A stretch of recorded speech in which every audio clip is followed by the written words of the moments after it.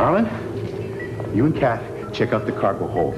If this ship is really deserted, there might be some supplies we can use. Then check out the engine room, see if the engines can be salvaged. You got that?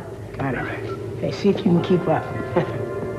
Oh, please, Harlan. The day I can't keep up with you is the day I'm space dust.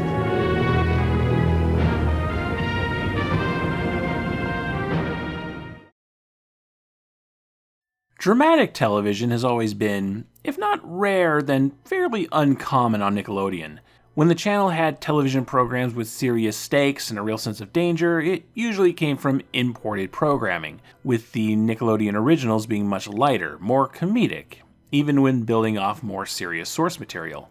There are exceptions, but it's clear that this kind of programming was a much lower priority in the channel's 40-plus year history compared to goofy sitcoms, animated comedies, and messy game shows.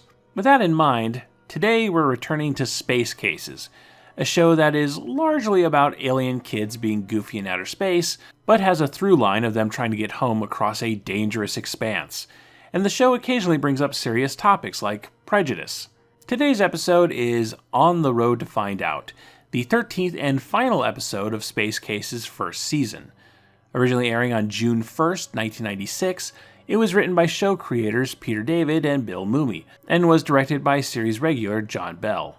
The crew of the Krista stumble onto the wreckage of a major space battle, and are surprised to find another ship of identical model as the Krista. Now, my Star Trek watching brain was thinking, oh, it's their ship from the future, or from an alternate dimension, but nah. This is just the equivalent of spotting a car of the same model and color as your car in a grocery store parking lot. Still, there's a lot of things that might be learned from this ship. Galactic maps, clues as to how to operate the Krista more efficiently. So Commander Goddard, Android Thelma, and the older kids, Harlan, Catalina, and Radu, all get on board and start poking around. However, they quickly discover that they're not alone. The occupants of the ship were attacked by Warlord Shank, and our heroes are quickly subdued by the Warlord. To make matters worse, Vice Principal Davenport, Bova, and Rosie discover that the other ship is set to self-destruct. It's a classic ticking clock adventure, and I think it's pretty hilarious, because we get to see that Warlord Shank, the villain that's been built up since early in the season, who looks to be this big bad for the show, is actually just a dumbass who talks a big game. His ship was annihilated by this Krista lookalike. He's now skulking around the shadows like a struck puppy, but he's still convinced that he's a threat. And George Takei really chews the scenery here. I love it. Spung do not question Andromedans. Spung enslave Andromedans. Besides, others are easier to interrogate. First, he tries to torture information on the ship's weapon systems out of the kids. So then the plasma superinduced with the phase server transvaluable generator. Targeting is done with a combination laser quadroblast sighting and thermal. You understand what I'm saying, right? Of course I do. In fact, you're wasting my time with such simplistic instructions. Warlord Shank has no time to waste talking to children.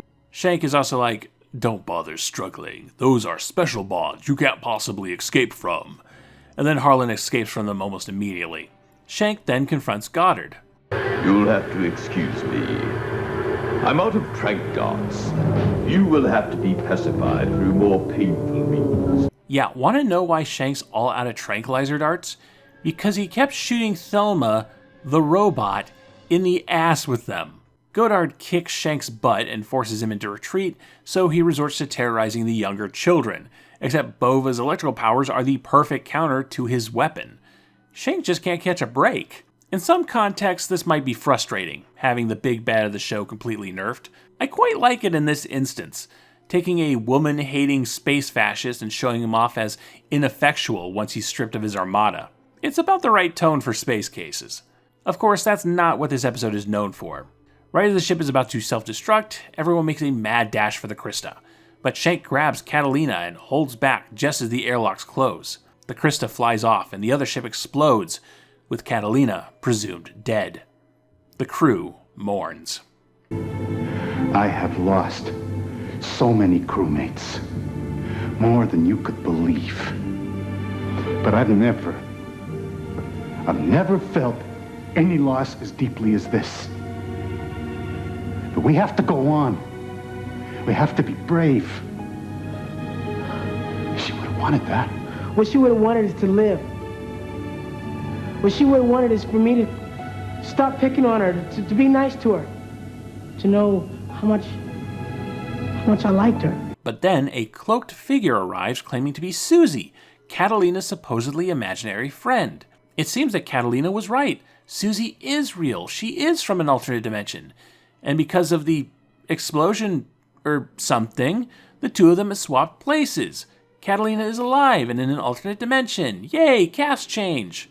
The behind-the-scenes reason for this are pretty straightforward. Actress Jewel Staite had a contract with Disney to star in Flash Forward, one of the Disney Channel's first original programs during its transition from premium to basic cable.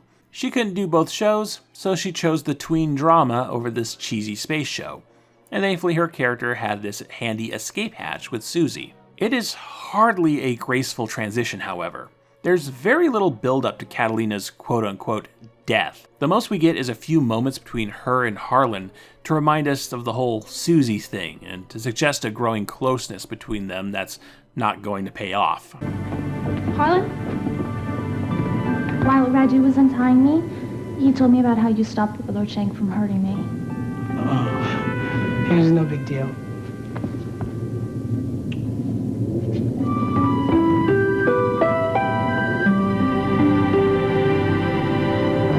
But beyond that, there's no big final moment for Catalina. No final goodbye with the actress. It feels very rushed, like this was decided at the last minute. Susie being all cloaked and her back to the camera is classic "we haven't cast this character yet" shenanigans. And the explanation for the switch feels very thin, underdeveloped, and not at all set up. It's pretty weak as far as character departures go. It's so weak, in fact, that I think a lot of people have misremembered the episode to make it more dramatic. On Wikipedia, the summary of this episode reads, "The crew discovers another vessel similar to the Krista that has just been through a war. However, Catalina suspects that the ship is part of Warlord Shank's plans. This proves correct, and only she is able to rescue the Krista and crew to safety at the apparent cost of her life."